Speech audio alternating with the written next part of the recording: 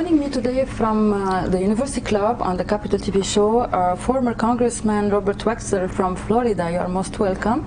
Thank you. My first question is about President Biden's visit to KSA. He's gonna assist the summit, GCC summit. What do you expect from this visit, and what is your advice?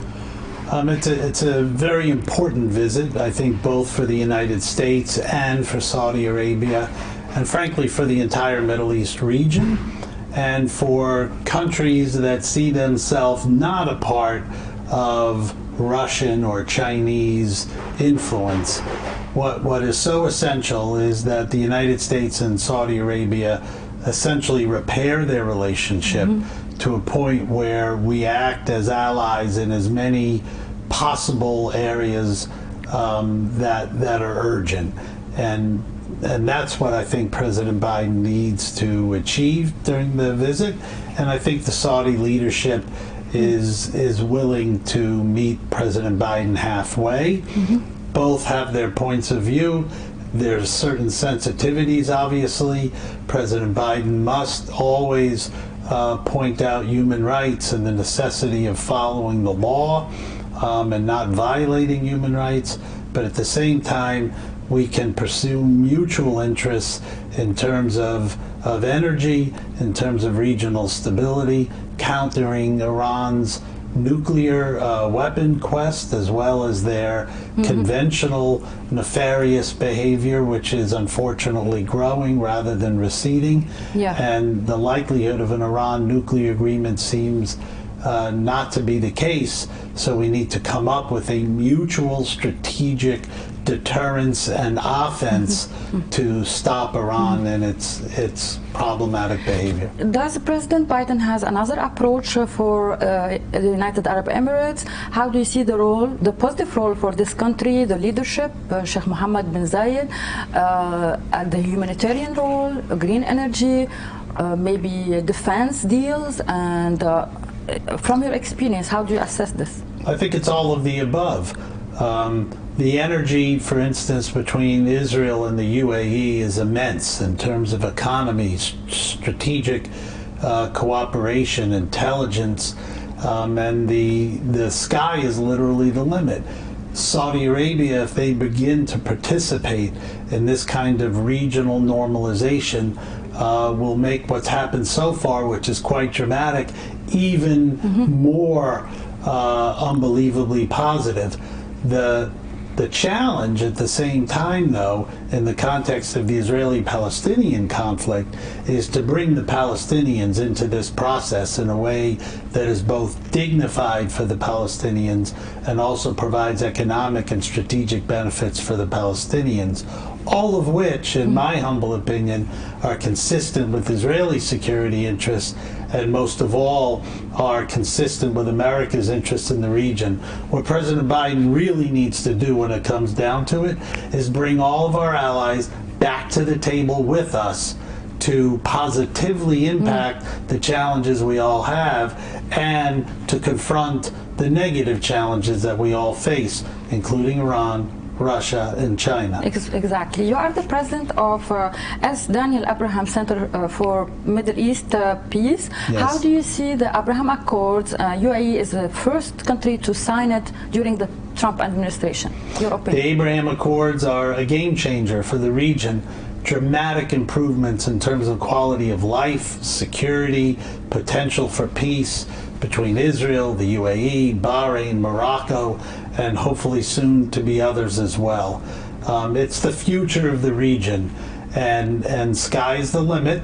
And Saudi Arabia hopefully will be joining piecemeal in a rational way. The United States needs to lead that progress in terms of Saudi Arabia, and we have to include the Palestinians in it too, so that it adds to the degree of dignity and potential for peace between Israel and the Palestinians, even if a comprehensive peace agreement may not be on the close horizon.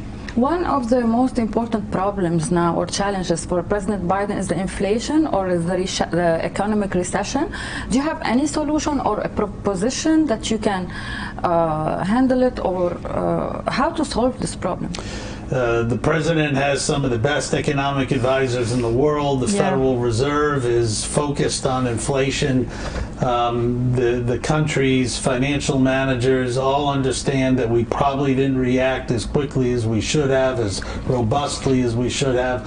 One piece to that strategy, no doubt, is a better energy policy coordinated with Saudi Arabia, of course using America's resources to a greater extent, but also coordinating in a collaborative way with Saudi Arabia, possibly to a degree that has not been done in the first year and a half of President Biden's administration. That is one of the most important takeaways or outcomes to come from the president's trip: regional cooperation to bring the energy aspect of inflation back into a more manageable state. You had many caucus assignments during when you were in Congress, especially with the Islamic world. So how do you see the relationship our USA must deal with these Islamic countries? Well, Islamic countries are extremely important in terms of American interests. Arab countries, obviously some are a part of the Islamic world, all very important. Turkey, obviously a non-Arab, but majority, almost all Muslim country, is changing its foreign policy outlook. President Erdogan is repositioning, I think, in a very positive way, both in terms of Israel, in terms of Saudi Arabia, Egypt, the UAE, and others, and the United States. Thankfully, with the expansion of Finland and Sweden into NATO with Turkey's consent, Turkey is playing a helpful role. I think we will see over the next 2 or 3 years a more constructive role for Turkey and President Erdogan that the United States and the region should take advantage of, particularly as we begin to address energy and the economy outcomes from the Russian invasion of Ukraine. And we need alternative energy sources for Europe and our other allies, and Turkey's a key transit player, and hopefully the Middle East region will play a big role. The Turks and the Israelis are talking with the Egyptians and others about a potential pipeline of sorts for the gas resources in the region. These are all great possibilities that would diversify the energy sources away from Russia. And maybe they're talking about helping Lebanon in the energy crisis. Correct. Do you see any collaboration coming soon during the negotiation of the maritime border with Israel? Hopefully the Lebanese government will be strong enough, resourceful enough, insightful enough to take the opportunity of these negotiations to reach an agreement with Israel, with American mediation, to allow some degree of hope in terms of the Lebanese economy, which has obviously just been decimated. So Lebanon needs this, and they need it to hopefully also stand up in a stronger way to the Hezbollah influence in Lebanon, which is crippling the country. Do you think that the Biden administration is doing enough to combat terrorism, especially the Iranian proxies like Hezbollah, Hamas, the Houthis in Yemen? They've been resourceful and they've taken opportunities. Could they do more? Yes, I think more can be done. But now that it seems pretty certain that there will not be a new or renewed or amended Iran nuclear agreement, what needs to happen is in my opinion, a regional strategic alliance. We don't have to create a new NATO necessarily, but we do need a strategic alliance with the major players, Israel, Turkey, Saudi Arabia, the UAE, and others, playing with the United States, a very unified role in confronting Iran. You are talking about the idea of an Arabic NATO, including these countries you are mentioning. Do you think they will have the blessing of USA? I don't know if we need necessarily a formalized structure such as an Arabic NATO, but I do think we need to have an organized, unified structure of strategic influence in the region, and it requires American help and coordination, and it's in our interest to do so. This is our way of not only ensuring peace and stability, but countering Russian influence in the region. And we see what Russian influence amounts to: nothing good, sometimes something very terrible.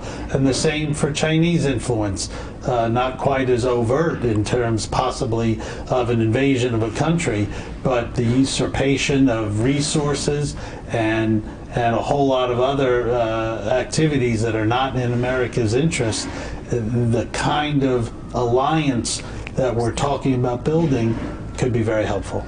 You wrote a book titled Fire Breathing Liberal: How I Learned to Survive in the Contact Sport of Congress. What was the idea, or what did you want to convey your audience or your viewers or your readers? I think I had two main points of perspective I wanted to convey. Number one, that public service is an admirable goal. Whether someone's a Democrat or Republican doesn't matter, but if somebody, a man, woman, wants to devote themselves to public service, that's a good thing, and I try to convey some of the positive experiences of public service. Beyond that, more specifically, in terms of the title liberal, what I also tried to convey, because the term liberal isn't necessarily a positive one in most people's minds, but what I said is, you know what, if you care about education and that makes you liberal, then I'm happy to be liberal. If you care about the environment and that makes you liberal, okay, good. If you care about people's jobs and getting paid properly, well, then I'm liberal. Sorry. If you care about people's health care, particularly when they're older, that they have the services they need, okay, then I'm liberal. Call me a liberal. That was the point of the book, that taking care of people, caring in a sensitive way, doesn't mean you don't have to care about law enforcement. You should care about law enforcement and safety and police officers and communities and firefighters and first responders.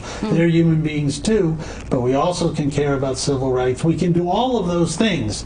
Not perfectly, but we can do all of those things under a heading of being liberal. That's where most people actually fall in the United States in terms of their opinions, but they don't consider it to be liberal. So what I tried to do in the book was show, you know what, if you care about, like I said, so many of these subjects and that makes you liberal, then why not? Then why not? But these are concerns for every American, Republican or Democrat. Exactly. This is the point. But why? You have an agenda, and the Democrats are accused to be a failure, and this is why maybe in the midterm they will lose big in November. Do you agree on that?